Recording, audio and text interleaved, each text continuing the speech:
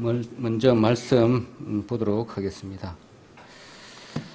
말씀은 에베소서 2장 11절로 18절입니다.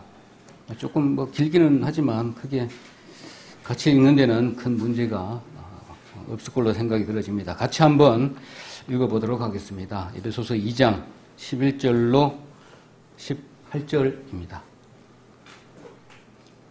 그러므로 생각하라. 너희는 그때에 육체로 이방인이요 손으로 육체에 행한 할례당이라 칭하는 자들에게 무할례당이라 칭함을 받는 자들이라. 그때에 너희는 그리스도 밖에 있었고 그리스도 밖에 사람이라.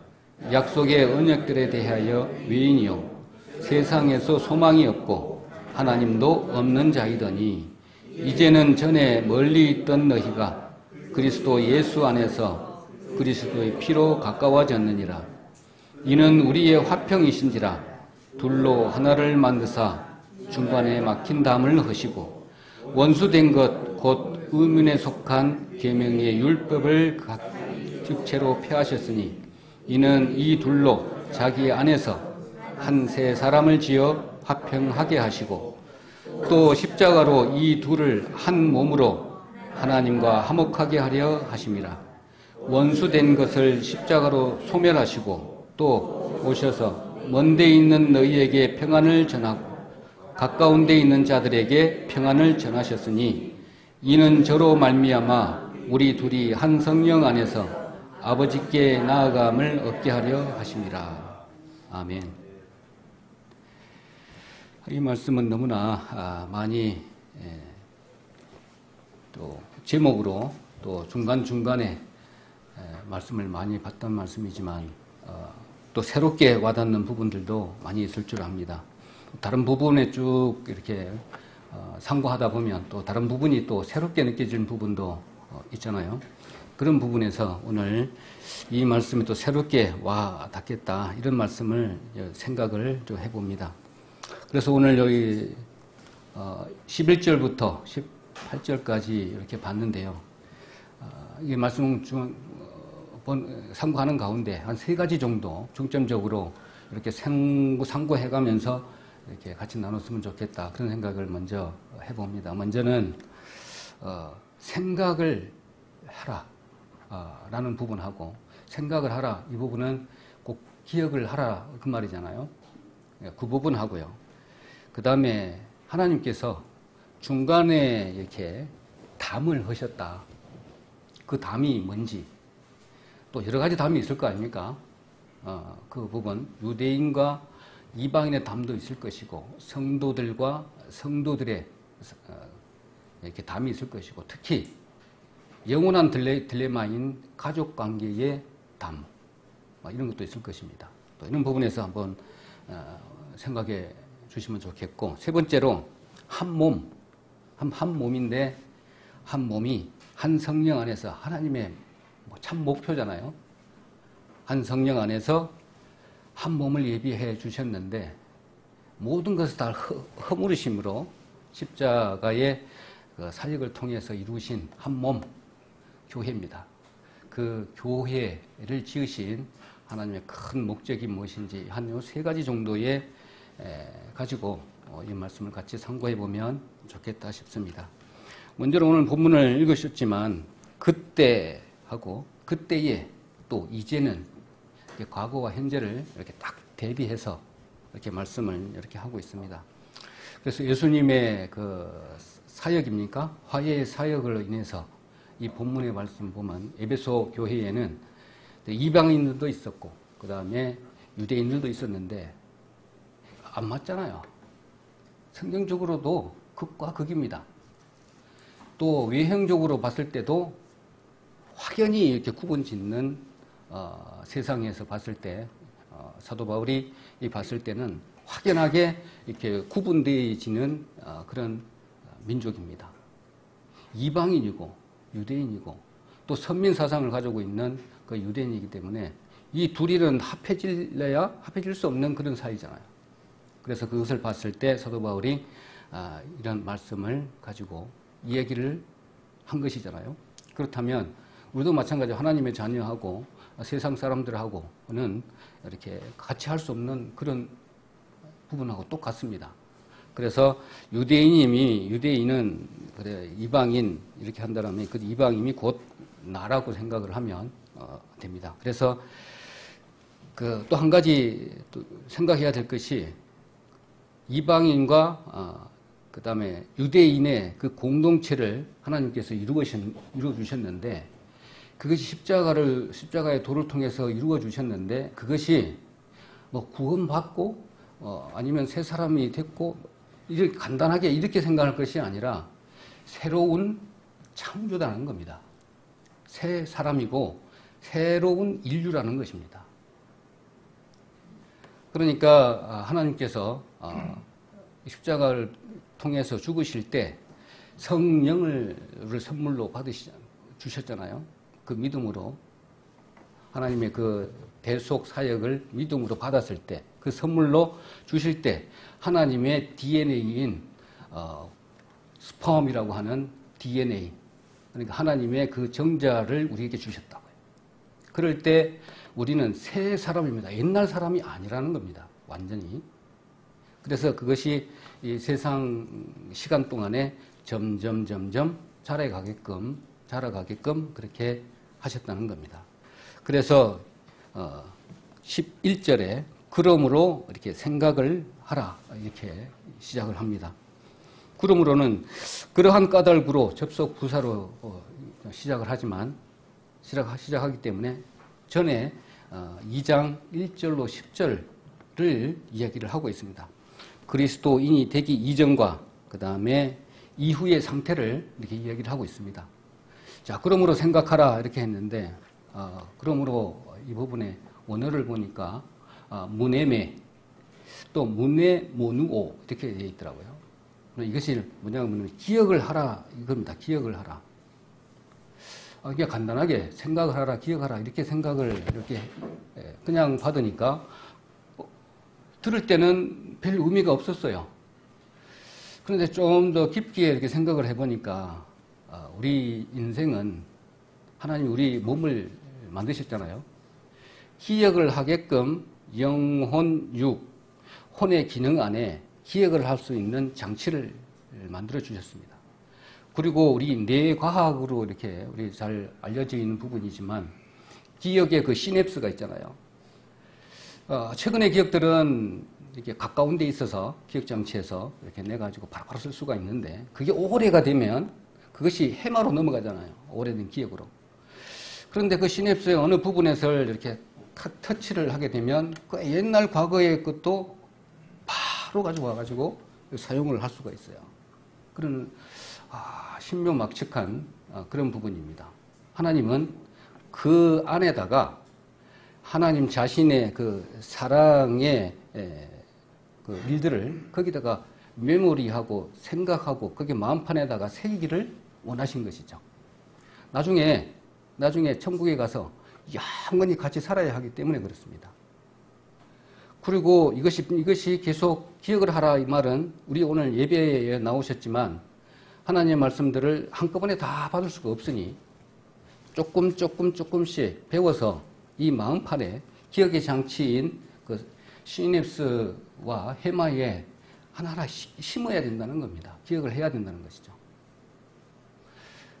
그걸 하기 위해서 예배, 곧 이렇게 기억을 하라라고 한다면 우리 인생은 어떻게 보면 기억이라고 할 수가 있겠습니다. 뭐냐면 기억을 통해서 내 자체가 존재가 형성된다고 봐도 되잖아요.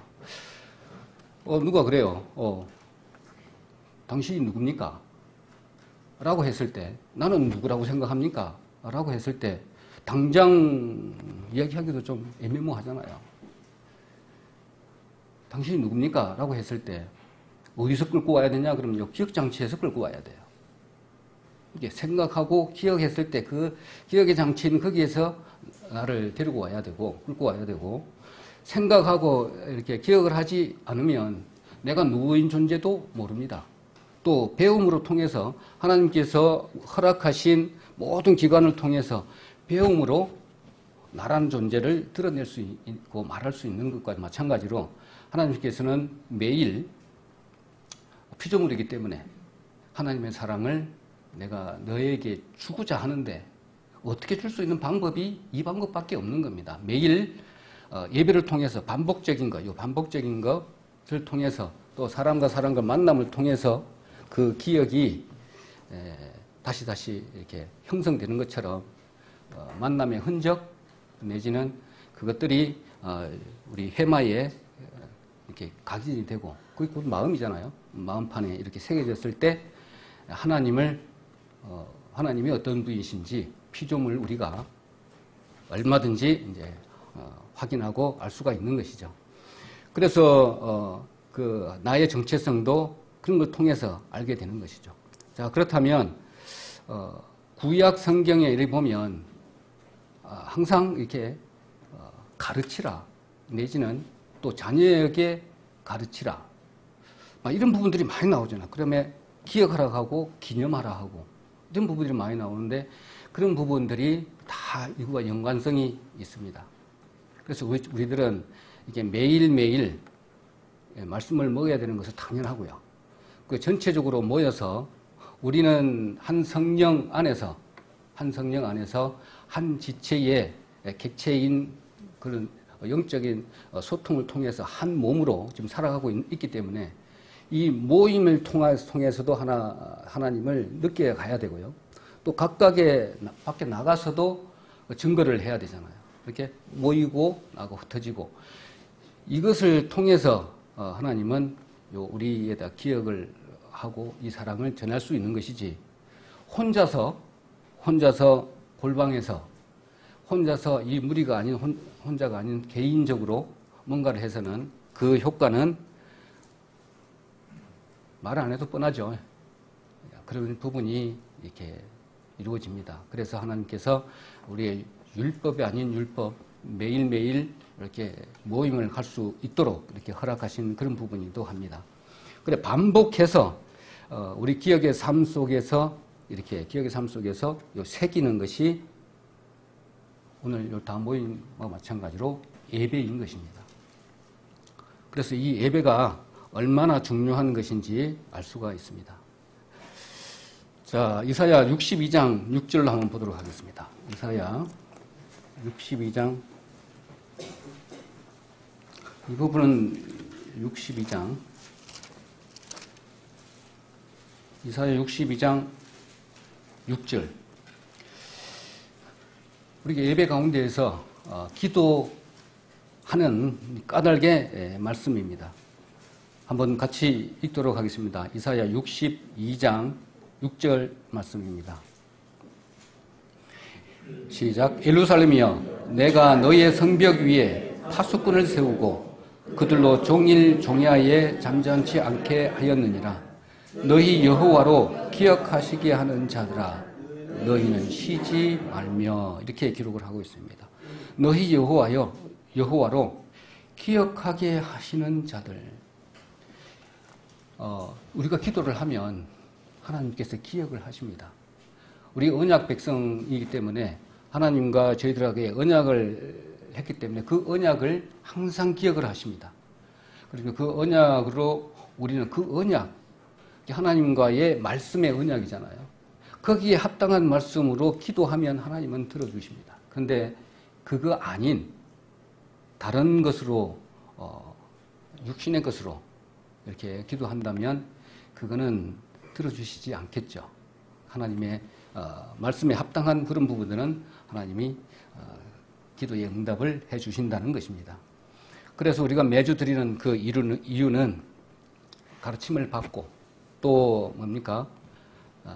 또 전하기 위해서 또 기억에다가 이렇게 담기 위해서 라는 부분입니다. 우리가 예배 드리는 이유도 거기에 있습니다. 여러 가지가 있겠지만 오늘 중요한 부분은 오늘 생각하라 했을 때 그 부분이 가장 두드러지는 이유이기도 합니다. 그래서 이것들이 예배를 통해서 이제 밖으로 나가잖아요. 기억 다 했어요. 그렇게 되면 이제 밖에 나가서 우리 예배 드리는 그 예배의 그 힘을 얻어서 이제 현재의 밖에 나가서 삶을 통해서 그대로 이렇게 현실화 현실화되는 그런 부분까지 이제 가게 되는 것이죠. 예배 드리는 사람 따로, 집에 있는 사람 따로, 밖에 나가서 있는 사람 따로 이렇게 될 수는 없잖아요. 이게 예배 드렸을 때 이 모습과 세상에 나갔을 때의 모습이 동일한 상태, 현재화가 되기 위한 그런 부분이 그 의례인 그 예배의 중요성이다 이렇게 생각을 하시면 되겠습니다. 또 그 이후에 보니까 너희는 그때에 육체로 이방인이요 이렇게 얘기를 하고 있는데 그 육체는 우리 혈통이나 출생을 이야기를 하고 있는 부분이기 때문에 그 에베소 교인들은 유대인이 아니다라는 겁니다. 그리고 이방이다라는 것은 헬라어로 에뜨네라고 하는데 관사 타가 앞에 붙어 있어요. 그래서 경멸과 무시조의 어투입니다. 이방인은. 그러니까 하나님께서 주시는 특권을 소유하지 못한 자임이라고 하는 엄청난 비하의 말입니다. 그 당시에 에베소 교회에 그렇게 유대인들이 이방인을 봤을 때 그런 시각이었다는 겁니다. 도저히 함께 할 수 없는 그런 상태이겠죠. 그다음 이방인이라고 그러면 할례라고 하면 남성의 포피를 베는 것을 이야기를 하고 있는 거 우리가 잘 알고 계시잖아요. 그렇다면 그 유대인과 이방인 구별 짓는 대표적인 행위이기도 합니다. 남성이 포피를 베는 거. 그렇기 때문에 그게 엄청난 자부심이에요. 그들에게는. 그렇지만 이방인이라고 했을 때는 포피를 가진 사람들 이래가지고 인종적 차별의식입니다. 엄청난 비하의 말이라는 것이죠. 우리도 많이 하잖아요. 엊그저께 보니까 축구를 했더라고요. 축구했는데 우리나라 사람들이 유럽에 가가지고 얼마나 이렇게 혐오 그런 분들 많이 있잖아요. 내가 물어보니까 우리 아들한테 물어보니까 어떻게 비하하냐 그러니까 일본 사람들은 아니 중국 사람들은 빵스라고 하고 또 유럽 사람들은 이렇게 표현한대요. 이렇게 눈을 짹짹해가지고 아시아인들은 눈을 찢었다 이렇게 비하의 말을 하고 이제 아시아 사람들은 구분을 못하니까 또 다른 말로도 많이 하겠죠. 그렇게 하고 무시하고 이런 것도 마찬가지로 혐오스러운 말이 이방입니다. 그렇게 했다는 것입니다. 하나님은 이렇게 인종적 차별을 두지 않으시는데 유대인만 이방인을 그렇게 했다는 것입니다. 그래서 선민의식은 이렇게 배타적인 특권의식 참 어떻게 그렇게 했는지는 잘 중간에 역사적인 배경도 있겠지만 참 너무 심한 부분이 아닌가 이런 생각을 해봅니다. 그래서 유대인이 이방이라고 했을 때는 멸시받은 대상으로 그렇게 했다라는 것입니다. 그래서 그 이후에 이제 손으로 육체에 행한 할례당이라 칭하는 자들에게 무할례당이라 칭함을 받는 자들이라 이렇게 하는데 이게 뭐냐 그러면 육체에 행한 할례당 유대인을 이야기를 하는 겁니다. 유대인을 얘기하는 겁니다. 그래도 무할례당이라 칭함을 받는 자들 그렇게 표피를 가진 자로 멸시와 혐오의 대상인 이방인을 지칭하는 겁니다. 그러니까 저들은 무할례당이야 이런 손가락질을 한 것이죠.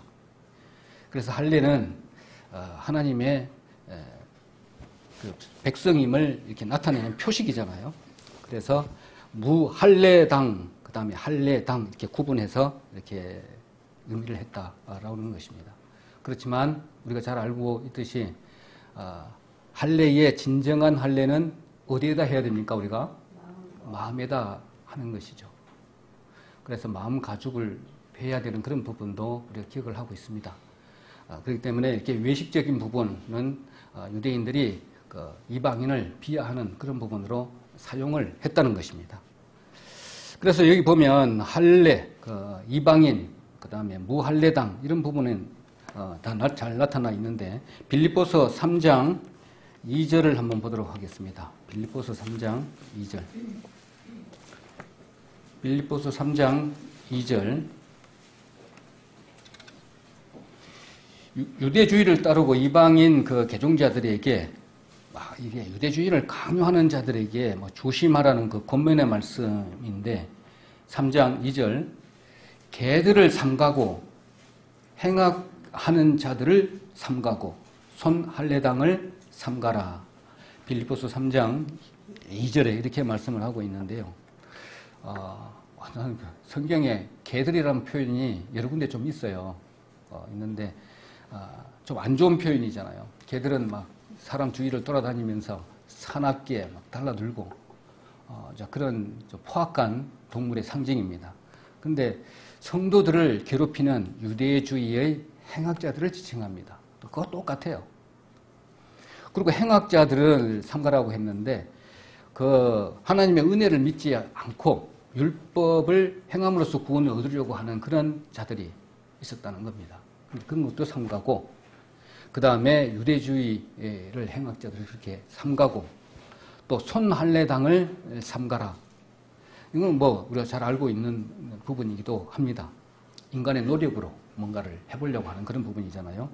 자, 그런 부분을 삼가라고 한 부분이 있는데 이 부분은 뭐냐면 그런 것들을 행했던 할례당, 그 다음에 진정한 할례, 유대주의 만연해 했던 그런 부분을 대표하는 구절이기도 합니다. 자, 그리고 난 이후에 다른 것도 한 구절 더 볼까요? 골로새서 2장 11절도 한번 보도록 하겠습니다. 골로새서 다음 조금만 뒤로 넘기면 되죠. 골로새서 2장 11절. 같이 한번 읽어보도록 하겠습니다. 또 그 안에서 너희가 손으로 하지 아니한 할례를 받았으니 곧 육적으로 벗는 것이요 그리스도의 할례니라. 이렇게 말씀을 하고 있는데 바울이 영적 할례 두 가지를 이렇게 바로 말씀을 하고 있습니다. 한 가지는 아까 육적 몸을 벗는 것이라고 이렇게 기록을 하고 있고 육적 몸을 벗는 것이요. 그 다음에는 그리스도의 할례다. 이 두 가지를 이야기를 하고 있습니다. 이거 잘 알고 계시는 부분이죠. 첫 번째 것은 육적 할례는 우리가 침례와 관련된 것으로 본성과 옛사람을 벗어버리는 그 행위를 이야기를 하고 그리스도의 할례는 우리 영적 할례라는 부분을 우리 잘 알고 있습니다. 이런 부분을 말씀을 하고 있습니다. 11절에 한마디 구절 몇 구절 아닌데 여기에 포함되어 있는 함축되어 있는 내용이 너무나 이렇게 많더라고요. 우리가 그동안에 한 가지씩 또 반복적으로 이렇게 말씀을 듣지 않으면 그거였던가? 또 물으면 대답도 할 수 없어요. 그래서 한 번 더 보고 그렇게 되면 기억하고 생각하고 이렇게 해야만이 하나님의 사랑을 어떻게 우리에게 주시고자 나타내시고자 하는 부분들을 알 수 있을 것입니다. 12절 한번 볼까요? 12절. 그때의 너희는 그리스도 밖에 있었고 이스라엘 나라 밖에 사람이라.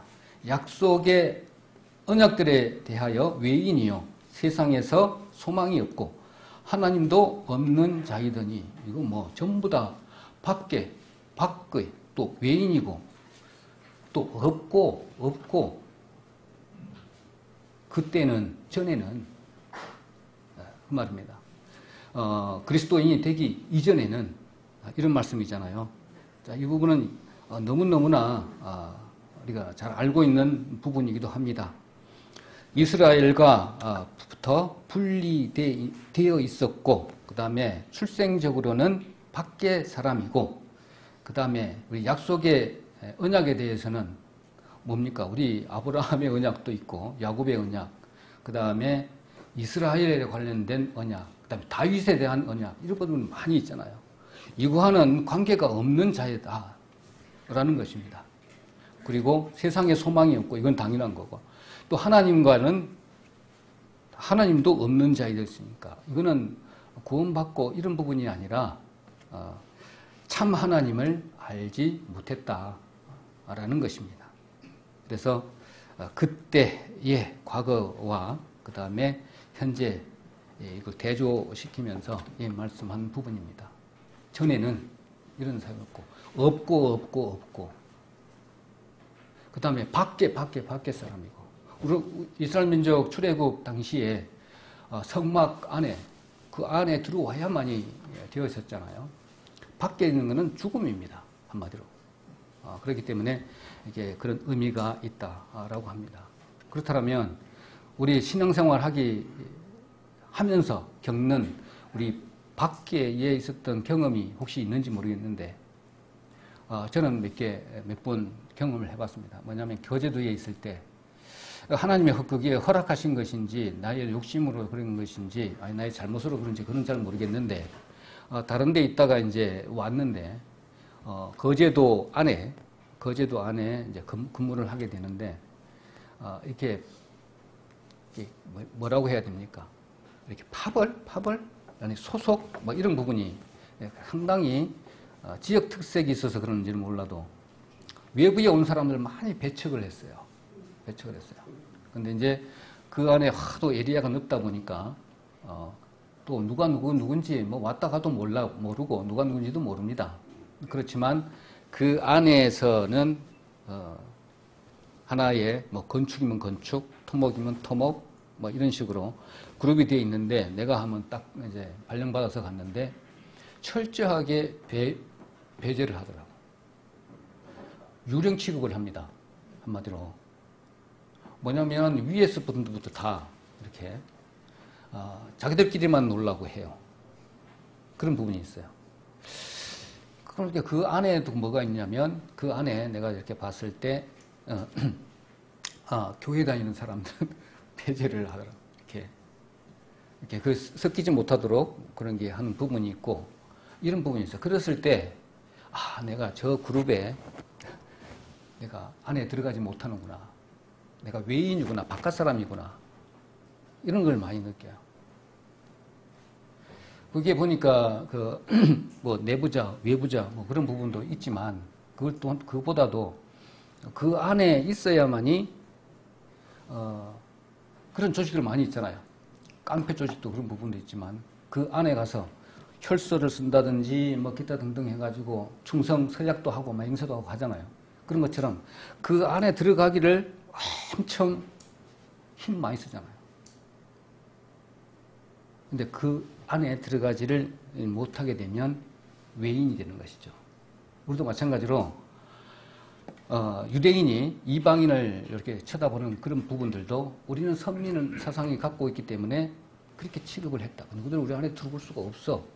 외적 표현도 있고 내적 증거도 있기 때문에 외적 표현은 할례 누구도 받지 않았잖아. 표피를 가진 자잖아. 누구들은 이렇게 했다는 것이죠. 근데 우리는 그 하나님 백성이야. 딱 안에 들어왔어. 이거죠. 안에. 누구든 바깥 사람이야. 하나님도 없잖아. 이스라엘 부분은 없잖아. 이런 것이죠. 그게 그 담이 얼마나 컸는지는 모릅니다. 사도 바울이 봤을 때. 자, 그런 부분에 봤을 때는 저도 뭐 조직의 쓴맛을 이렇게 봤지만 그런 경험이 좀 있다는 것이죠. 그래서 이런 부분은 우리 교회 안에서는 이렇게 외부자를 만들면 절대로 안 되는 것이죠. 그렇지만 우리는 세상 사람들에 대해서는 외부자일 수밖에 없습니다. 그걸 감내하고 우리 사회가 되는 그런 이중성을 좀 또 갖고도 있습니다. 그래서 우리는 세상 사람들을 여기에 안에 들어올 수 있도록 우리 엄청나게 힘을 써야 되는 부분이기도 합니다. 또 아까 외부자 내부자 했는데 그런 부분이 있잖아요. 출입증이 있어요. 그 다음에 가운도 있어요. 가운. 이런 부분들도 엄청나게 안에 들어왔느냐 바깥에 있느냐. 그 다음에 거제도 같은 경우에는 저게 지경 사람이냐 아니냐 이런 부분도 엄청나게 크고요. 그 다음에 뭐 여건이 어떤 걸 갖고 있느냐에 따라서 이런 부분입니다. 우리는 마음에 새긴 하나님의 백성이라는 성령의 인치심에 의한 우리 보증을 우리는 갖고 있습니다. 보증서가 우리는 있잖아요. 이런 부분과 마찬가지로 이스라엘도 이런 엄청나게 이렇게 우월의식을 가지고 있었다. 이렇게 보면 되겠죠. 그래서 우리 신앙인들은 어떤 소망을 가져야 되냐면 이런 부분도 우리가 가지고 있을 것 같아요. 마땅히 우리가 해야 되는 부분이기도 하지만 내가 할 수 있는 것을 이렇게 뛰어넘어서 뭔가를 해야 하는 것이 소명인데 그것을 할 수 있는 부분은 우리 성령 하나님께서 우리 안에서 역사했을 때에만 이렇게 가능한 것들을 봅니다. 내가 이걸 어떻게 했지? 내가 어떻게 이런 생각을 가지고 했지? 평상시에 봤으면 내가 그렇게 할 수 없는 사람인데 이런 부분은 많이 있잖아요. 엄청난 일을 이렇게 하고 있는데 성령께서 옆에서 도와주지 않으시면 할 수가 없어요. 그런 것들은 제가 초창기에는 많이 이렇게 느꼈는데 요즘에는 이제 힘이 붙여요. 이제 뭐냐면 그리스도인이라면 이렇게 다 마땅히 자기를 이렇게 초월해서 뭔가를 해야 되는 것이 맞는데 이런 부분으로 봤을 때는 오늘 에베소 교회에 비추어 봤을 때는 하나님이 그러니까 하나님이 주시는 그 성령의 역사로 인해서 이게 드러내는 그런 역사가 없다. 그런 역사가 없다라면 여기 에베소 교회에서 그러니까 유대인이 이방인을 보는 것처럼 당신은 외인이야. 그와 똑같다는 겁니다. 그렇게 볼 수가 있죠. 그래서 우리는 성령 하나님의 도우심을 받고 매일매일 그런 역사가 일어나야 되는 것이죠. 도움을 받고 안 그러면 외인이라는 것입니다. 그렇게 볼 수가 있습니다. 그렇다면 우리가 좀 생각을 해봐야 된다는 것이죠. 13절 보도록 하겠습니다. 13절은 이제는 전에 멀리 있던 너희가 그리스도 예수 안에서 예수의 피로 가까워졌느니라 라고 기록을 하는데 여기 보니까 원어에는 대라고 하는 헬라어 그러나가 생략되어 있습니다. 그러나 12절까지는 전의 상황을 이야기했지만 그러나라면 큰 반전이잖아요. 그 이후에는 엄청난 반전이 일어나고 있습니다. 우리가 잘 알고 있듯이 과거에 이방인들은 하나님과 멀리 떨어져 있는 상태였고 그것이 그리스도의 피로 우리 잘 알고 있는 부분으로 피로 의해서 이제 하나님과 화해를 하고 대속적인 희생의 그 피로 인해서 가까워졌다라는 겁니다. 우리가 잘 알고 있는 히브리서 10장 한번 보도록 하겠습니다. 히브리서 10장 한번 보고 지나갈게요. 잘 알고 있는 말씀이지만 또 확인 차원에서 한번 보는 것도 좋을 것 같습니다. 히브리서 10장 19절로 20절 그 소망을 굳게 잡으라는 말씀입니다. 10장 19절로 22절 한번 같이 읽도록 하겠습니다. 시작. 그러므로 형제들아 우리가 예수의 피를 힘입어 성소에 들어갈 담력을 얻었나니 그 길은 우리를 위하여 휘장 가운데로 열어놓으신 새롭고 산 길이요 휘장은 곧 저의 육체니라. 또 하나님의 집 다스리는 큰 제사장이 계심에 우리가 마음의 뿌림을 받아 양심의 악을 깨닫고 몸을 맑은 물로 씻었으니 참 마음과 온전한 믿음으로 하나님께 나아가자. 22절이 제일 중요한 거죠. 어떻게 보면 저희들에게 마음의 뿌림을 받아 양심의 악을 깨닫고 이제 몸을 맑은 물로 씻었으니 참 마음과 온전한 믿음으로 하나님께 나아가야 되는 것입니다. 자, 이렇게 그런다 본다면 이방인들은 예수 그리스도를 영접해서 새로운 창조된 공동체의 그 일원으로서 이제 살아가야 되는 것인데 이스라엘이 이제 누렸던 그 특권을 소유하게 되었다는 것입니다. 그러니까 이제는 이방이나 이스라엘의 그 구분되었던 부분들을 그 담을 완전히 허셨던 그런 부분이 있잖아요. 이방인도 그렇게 생각을 했을 것 같아요. 유대인도 멸시했지만 그 받는 이방인도 우리는 저들하고도 다르지 않다고 생각 안 하고 저들하고는 우리는 틀려. 이렇게 체념했을지도 모릅니다. 그렇지만 사도 바울이 이렇게 예배교수에 와가지고 그 엄청난 여러 가지 환난과 이렇게 모든 부분을 겪고 난 이후에 신앙을 이제 정립하는 그런 부분에서 에베소 교회에 3년 동안에 남아 있으면서 그 교회를 세웠던 그 부분에 중점적으로 이 내용을 이렇게 그들에게 전파하고 있는 것이죠. 그래서 멀리 있던 너희가 그 가까워진 이유는 그리스도의 피다. 그럼 우리 피는 뭘 상징하나요? 우리가 그리스도 피 그러면 그리스도의 피. 그리스도의 피는 생명이고요. 그 피에 대한 그리스도의 피에 대한 정신이라고 보면 이렇게 맞을 겁니다. 뭐 여러 가지 이렇게 포괄적으로 이렇게 여러 가지로 이렇게 말씀할 수는 있지만 한마디로 이렇게 한다라면 그리스도의 피는 우리의 생명입니다. 그 피 안에 여러 가지 사상들이 쫙 있는 것이죠. 하나님의 은혜, 사랑, 하나님의 그 속성이 다 들어가 있는 것입니다.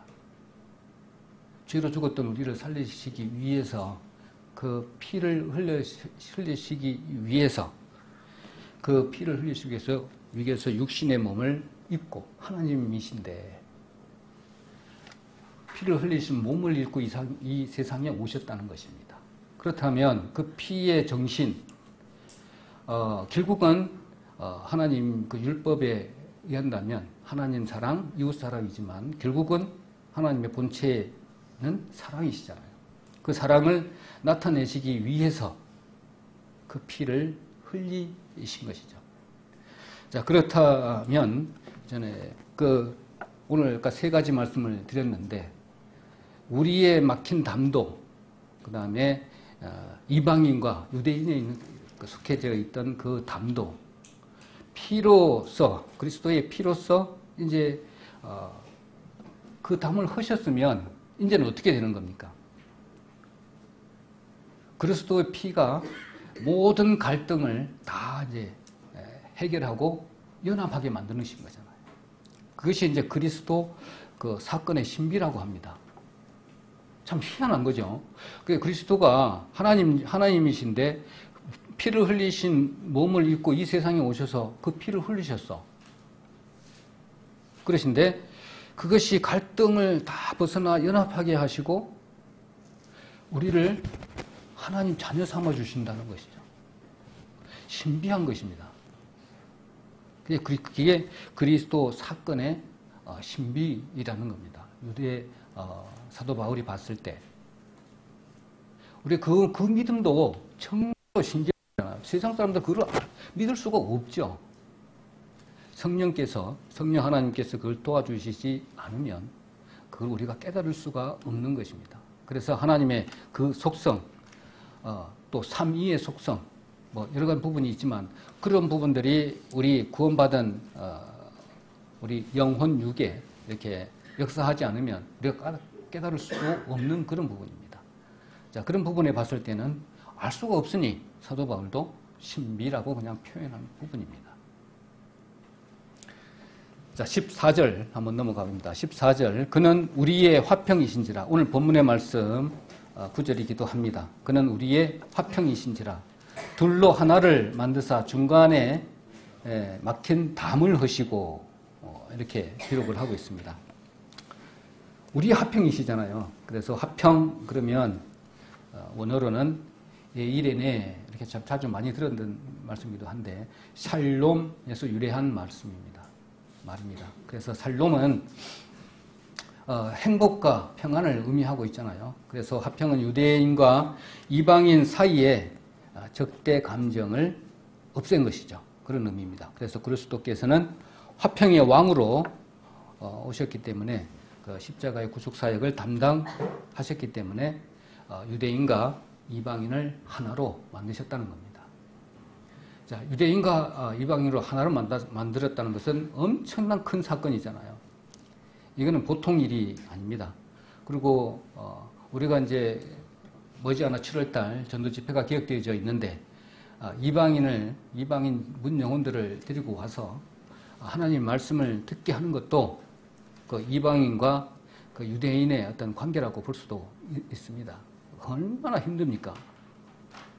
자, 그런 부분으로 생각할 수도 있죠. 그래서 그 중간에 담 하니까 우리 예전에 설교 말씀 기억이 나잖아요. 성전에 유대인의 뜰하고 이방인의 뜰 사이에 난간도 있었고, 그 다음에 표식도, 명각이라고 해서 표식도, 그림도 우리 보고 그랬는데, 이방인이 유대인의 뜰에 아마 침범하게 되면 죽임을 당할 거라고 협박도 하고 그런 부분이 있습니다. 그게 알게 모르게 담이었던 것이죠.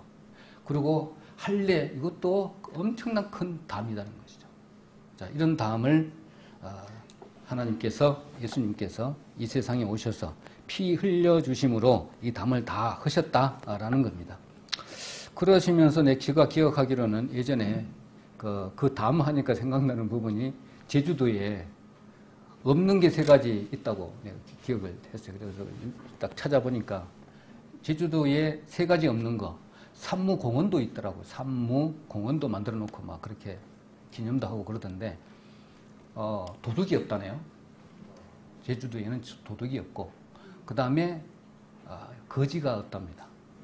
거지가 없고, 그 다음에 마지막으로 여기 대문이 없대요. 대문이. 그래서 이렇게 찾아보니까 대문에 이렇게 돌담을 이렇게 세워가지고, 요쪽 돌담은 마지막에 해요. 여기 건너가면 다 건너가. 근데 대문 안에다가 여기다가 구멍을 뚫어가지고 돌에다가 이렇게 3개로 통나무를 이렇게 걸쳐 놓더라고요. 이 통나무 3개가 다 빼가지고 이렇게 왔다리 갔다리 한대요. 다 끄덕놓고 3개 다 땅에 툭 떨어져 있으면, 여기 사람이 있습니다 라는 표시래요. 그리고 밑에는 하나는 탁 걸쳐 있고 위에가 2개가 땅에 턱 떨어져 있으면 조금 있다가 옵니다. 저녁 때쯤 옵니다. 저녁 때쯤 옵니다. 이런 뜻이더라고요. 그리고 3개 다 탁탁탁 다 있다. 멀리 갔습니다 라는 겁니다. 오늘 하루에는 돌아올 수 없다는 것이죠. 그 담이 없어요. 담이 좀 지혜로운 것 같아요. 얼마나 이웃 간에 소통을 잘 하고 거리낌이 없고 또 협동심도 강하고 또 이렇게 했는지 잘 그걸 보면 알 수 있을 것 같아요. 그런 걸 봤을 때 이 담이 우리는 어떻게 됩니까? 우리 지금 삶을 통해서 예전에는 보니까 담으로 썼는데 돌담을 썼다가 거기다 흙담도 쌓고 막 이렇게 해가지고 조금만 이렇게 해놓으면 다 보였잖아요. 그런데 이 담이 조금 흙담도 조금 높아갖고 이제 잘 안 보여. 그랬었잖아요. 처음에는 대나무나 써보라고 다 이렇게 울타리 치고 앞에다가 이렇게 했는데 그때도 누가 누군지 밥 하는지 누가 있는지도 다 알고 다녔습니다. 근데 지금은요. 아파트 담이 이제 이렇게 완전한 밀폐 공간이 되어져서 옆에 누가 사는지도 몰라. 근데 우리 저쪽에 아파트 우리 집에 옆에 동인데요. 사람이 이제 남편은 바깥에서 일하시고 여자 혼자 여기 생활하다가 얼마 전에 코로나 걸리고 난 이후에 몸이 안 좋아가지고 답답하니까 119 눌렀어요. 그래가지고 누르고 이제 오고 가고 하는 사이에 그 사람 심장마비인가 해서 돌아가셨어요. 그러고 난 다음에 보니까 할머니가 오셔가지고 여러 가지 상황을 전해 들었는데 그런 이후로 거기에 아무도 안 온다는 거예요. 아무도 안 오고요. 우리가 이제 본 데는 항상 한 달에 일주일에 한 번씩 왔다 갔다 하면 많은데 누가 누군지도 모르고 엘리베이터 타고 왔다 갔다 하면 그때 한번 스치면 그때 누구신지 인사 좀 할 정도고 그렇다는 거예요. 근데 저쪽에 어딥니까? 우린 필요 있을 때는 어린 애들도 많이 하고 몇 층에 살아 그러고 그래 그러고 하고 이제 앞집 윗집 좀 나눠주기도 하고 그랬는데 여기 오니까 그런 것도 없고요. 잠시 왔다가 그냥 이렇게 마음의 담을 이제 계속 쌓는 거예요. 마음의 쌈 닫고 누가 나를 알아볼까 겁이 나서 담을 쌓고 그러다 보니까 이제 어떻게 됩니까? 나중에는 뭔가 이상한 조짐이 생기고 저쪽에 뭔가 좀 내가 보기에는 좀 무서운 사람이 옆에 있네. 그러면 저 사람이 나를 이제 어떻게 해코지 할까봐 이제 두려워. 이제 두려움까지 이제 간 거예요. 그런 것이 지금 우리의 담이 아닌가 이런 생각을 합니다. 그리고 좀 안타까운 부분이지만 개인적인 부분이지만 내 동생하고 우리 누나하고 예전에 다단계인가 뭔가를 해가지고 엄청나게 힘들었어요. 저까지 막 이렇게 쏠리고 해가지고 엄청나게 힘든 과정에 우리 그러니까 우리 자매가 너무 힘든 시간을 보냈어요. 애를 가졌는데도 불구하고 거기 따라가서 그 힘든 트라우마가 말도 못합니다.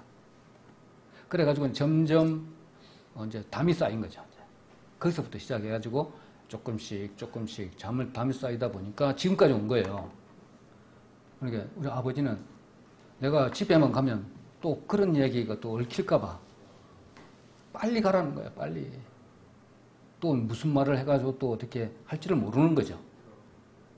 그러니까 우리 어머니는 그 사고 치면 우리 자매한테 이렇게 거짓말 내지는 뭐 해가지고 싹 걷어갖고 또 이쪽에 또 해결하고 또 뭐 해고 또 해결하고 그러니까 이제 우리 자매는 이제 막 꼭지 돌아버린 거지 이제.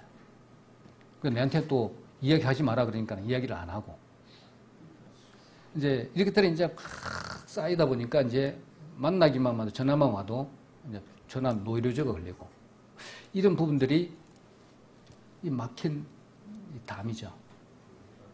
근데 이것이 한마디로 해가지고 이렇게 될 수가 있는 그런 부분은 또 아닌 것 같아요. 그래서 이거 기도 제목이기도 합니다. 제가 그러다 보니까 이제 첫 번째로 제가 기억 잡기로 우리 누나를 먼저 해야 되겠다라고 했는데 우리 누나가 먼저 세상을 떠버리고 나니까 낙심이 정말 큽니다.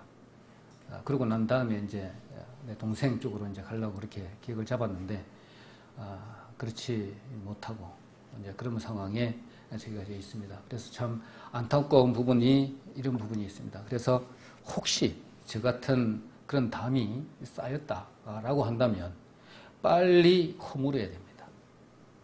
그게 오늘 조금 내일 조금 미루다 보니까 이렇게 돼버렸어요. 그걸 빨리 좀 허물어야 되는데 그렇지 못한 부분이 정말 마음에 이렇게 엉어리가 져 있습니다. 저도 마찬가지로. 그래서 이 허물어진 이 허물어진 벽이 우리 도덕법이 아닌 거 아시죠? 이 도덕법이 아니라 법 조문에 기록된 그 율법입니다. 율법인데 저희들 다 알고 있는 부분이기도 하지만 한번 이렇게 훑어 넘어가도록 하겠습니다. 먼저는 그들에게 그 법 조문에 개명된 그 율법은 지금 눈에 띄게 이렇게 분리되어 있다고 그랬잖아요. 그 의식법 중에 하나인데 규정된 그 매일 드리는 그 제사와 관련되어져 있습니다. 그래서 성전 그 봉사하고 난 이후에 여러 가지 장로의 유전도 포함되고 또 여러 가지 우리 많이 있잖아요. 그 계명들 쭉 적어놓은 거 있잖아요. 계명 율법서, 뭐 행사를 하기 위한 그 서식서 엄청나게 많잖아요. 그런 부분에 모두게 다 포함이 되잖아요. 그것이 적대 감정을 그들에게 이루어졌고, 그 다음에 아까 말씀드렸던 것처럼 그 할례법이 그들에게 구분될 수 있는 그런 부분으로 다가왔고, 이런 부분들을 이제는 이제 할례가 또 필요하나요? 그리스도 안에서는 할례가 이제는 필요가 없습니다. 그들이 주장했던 이스라엘이 유대인이 그들에게 이방인에게 그렇게 강조했던 그 할례, 이제 그리스도 안에 있으면 이제 할례는 더 이상 필요치 하지 않습니다. 고린도전서 7장 19절 한번 보도록 하겠습니다. 조금 옆으로만 조금 지나면 되죠. 앞장으로 조금 가서 고린도전서 7장 19절.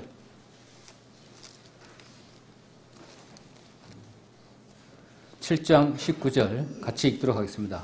시작.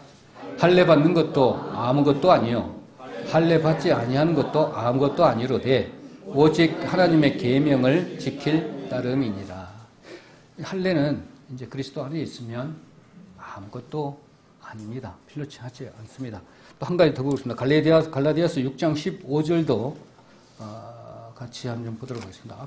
뒤로 좀 넘겨서 6장 15절, 에베소서 바로 전이죠. 6장 15절도 한번 같이 보도록 하겠습니다. 제가 읽도록 하겠습니다. 갈라디아서 6장 15절. 할례나 무할례가 아무것도 아니로되 오직 새로 지으심을 받은 자 뿐이니라 라고 말씀을 하고 있는 부분 잘 알고 있지만 또 모르시는 또 그런 분들도 또 알 수 있도록 제가 한 번 더 봤습니다. 이러한 부분이 구체적으로 또 말씀을 더 할 수는 있겠지만 이런 점으로 봤을 때 법조문으로 된 그 계명의 율법들은 이제 아까 15절이었죠. 한 세 사람을 이어서 합평하게 하셨다라는 것입니다. 이제는 법조문으로 된 이런 부분들은 이제 오직 그리스도를 통한 길밖에 없습니다. 오직 그리스도밖에 없다는 것입니다. 하나님께로 나아갈 수 있는 방법은 그리스도 외에는 아무것도 없는 것입니다. 자, 그럼 16절 한번 보도록 하겠습니다. 16절, 본문 16절. 또 십자가로 이 둘을 한 몸으로 하나님과 화목하게 하려 하심이라. 원수된 것을 십자가로 소멸하시고 이렇게 기록을 하고 있습니다. 법조문, 의문, 이 부분 전번에 수요일날 목사님께서 말씀을 하셨는데 하라, 하지 마라로 형태로 613가지 조문으로 되어 있는 이것도 포함을 합니다. 이 부분은 이 율법의 부정적인 영향력을 없애는 것이지 율법 자체를 무효화했다는 것은 아닌 걸 우리 잘 알고 계시죠. 율법으로 인해서 갈라진 사람들을 이렇게 사랑으로 하나님이 품어주셨다는 것입니다. 예수님이. 유대인과 이방인 사이에 그 갈라진 율법으로 인해서 제사 지내는 것부터 시작해가지고 유대인의 외형적인 표식인 할례를 통해서 갈라진 이 부분들을 하나님께서 예수님이 오셔서 그리스도 피로 둘이를 하나로 화해시켜 주셨다는 것입니다. 피로. 자, 그래서 그 사랑으로 품으신 예수님을 지금 사도 바울이 에베소 교회에다가 지금 전하고 있는 그런 부분입니다. 그래서 이 부분에서 한마디 생각해야 될 것은 아까 초기에 말씀을 드렸지만 이방인 그 다음에 유대인이 각각이 하나님과 그 이루는 그 화목이 아니라 그런 것보다는 그리스도의 새 사람으로 이룬 것입니다. 새 인류고요. 그 다음에 한 몸을 이루기 위한 것입니다. 이방인이 하나님과 그 다음에 유대인이 하나님과 화목을 이룬 각각의 이것이 아니라 하나님은 한 인류, 그 다음에 한 몸, 이게 더 중요하다는 것입니다. 한 몸을 이루시기 위하신 것이다. 그것이 그리스도 안에서의 역사한 예수님의 은혜인 것입니다. 이것이 한 몸, 아까 제가 말씀드렸지만 그 한 몸이 무엇이죠? 한 몸, 이 교회입니다. 한 몸. 이 한 몸을 만드시려고 하나님께서는 이렇게 큰 사랑을 우리에게 베풀어 주신 것이죠. 나중에 한 몸인 이 그리스도의 몸인 이 교회가 나중 들림을 받게 되는 것입니다. 그래서 이 한 몸을 만드시려고 얼마나 예수님께서 이 세상에 오셔서 하셨던 일인가를 우리가 잘 알고 있는 부분이시죠. 17절에 보니까 또 오셔서 먼 데 있는 너희에게 평안을 전하고 가까운 데 있는 자들에게 평안을 전하셨으니 이렇게 기록을 하고 있는데 바울은 이사야의 말씀을 인용해서 그리스도의 화평을 지금 이야기를 하고 있는 것입니다. 화평인데 유대인에게도 공포를 했고 그 다음에 이방인에게도 같이 선포했다라는 겁니다. 언제 했을까요? 자, 사도행전 2장 한번 보겠습니다. 사도행전 2장. 사도행전 2장 보겠습니다. 사도행전 2장 38절로 39절 이렇게 같이 보도록 하겠습니다. 이사야의 말씀을 이용해서 사도 바울은 그리스도의 화평을 다 너희들에게 다 선포를 했다라는 것입니다. 38절 읽도록 하겠습니다. 베드로가 가로되 너희가 회개하여 각각 예수 그리스도의 이름으로 세례를 받고 죄 사함을 얻으라. 그리하면 성령을 선물로 받으리니 이 약속은 너희와 너희 자녀와 모든 먼 데 사람 곧 주 우리 하나님이 얼마든지 부르시는 자들에게 하신 것이라 하고, 구분이 되어 있지 않습니다. 세상의 모든 사람들입니다. 그래서 이미 다 선포했던 부분이 뭐냐면 동시에 사도와 교회를 통해서도 말씀을 한 부분이죠. 그래서 그 사건은 사도들을 통해서 전해진 예수님의 선포 맞죠? 그 부분하고 그다음 화해의 죽음인 십자가 사건을 통해서도 성취한 그 선포의 내용입니다. 십자가만 봐도 이미 선포된 것이고 사도를 통해서도 계속 그것을 이어져 가고 현재도 우리도 마찬가지로 지금 이 복음의 메시지를 전하고 있는 것입니다. 그래서 이것을 우리 수직계명도 잘 지켜야 되고 수평계명도 잘 지켜야 되지만 지상명령 또한 잘 지켜야 되는 부분이 이 부분이기도 합니다. 마지막 18절에 이는 저로 말미암아 우리 둘이 한 성령 안에서 아버지께 나아감을 얻게 하려 하심이라 이렇게 기록을 하고 있는데 나아감다라는 것은 우리 잘 알고 있잖아요. 우리 성전에서 제의적인 종교적인 그 부분이기도 합니다. 제사 드리는 경우에 많이 사용을 했잖아요. 하나님께 나아갈 수 있는 부분은 우리 성막 우리 보면 다 알잖아요. 죄가 있었으면 아무 흠이 없는 소나 동물을 데리고 와서 제사장 앞에 검사를 받고 그 다음에 문을 들어가 가지고 번제단 앞에 그 다음에 좌우측에 잡아서 피를 붓고 그 다음에 번제단 그 다음에 물두멍에서 손을 씻고 그 다음에 성소 안에 문을 열고 들어가서 좌우에 왼쪽에 촛대 있습니까? 오른쪽에 떡상이 있고 그 위에 쭉 나가서 하나님을 일직선으로 쭉 가서 저 지성소까지 하나님을 뵙는 거잖아. 매일 이것들을 하나님께 이제 나갈 수 있는 그런 부분이죠. 얼마든지 요한복음 14장 6절의 말씀인 것처럼 내가 곧 길이요 진리요 생명인 것처럼 하나님께 나아갈 수 있는 방법은 오직 예수님밖에 없습니다. 그래서 나아갈 수 있는 방법, 그리스도를 통해서만 가능한 부분입니다. 그래서 우리가 이제는 유대인과 너희들 에베소 교회에 있는 유대인과 이방인들이 다 섞여져 있는데 이제 얼마나 많이 싸웠기도 해요. 제가 봤을 때는 나는 이제 유대인들이 이렇게 핍박을 하니까 누구들하고는 틀려 하니까 아니야 했을 거 아닙니까? 그런 싸움 과정에서 이제 사도 바울이 와서 완전하게 구분시켜주고 해결해 주신 그런 부분이 아닌가 이렇게 생각도 한번 해봅니다. 그래서 모두 하나님 앞에 나아갈 수 있었다. 예전처럼 흠이 없는 그런 부분을 가지고 제2의 어떤 제사로 하나님에 나아갈 수 있는 부분이 아니라 이제는 하나님께서 다 이루어 주신 그 피에 의해서 그냥 누구든지 다 하나님 앞에 나갈 수 있는 그런 부분을 제 말씀을 하고 있습니다. 그래서 그런 부분이 한 성령 안에서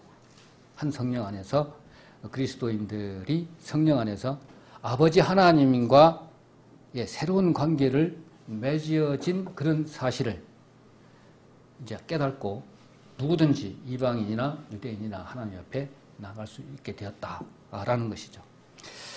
그래서 이제 하나가 되었기 때문에 한 성령 안에서 하나가 되었기 때문에 새롭게 지어가는 것까지 지금 18절까지 말씀을 하고 있습니다.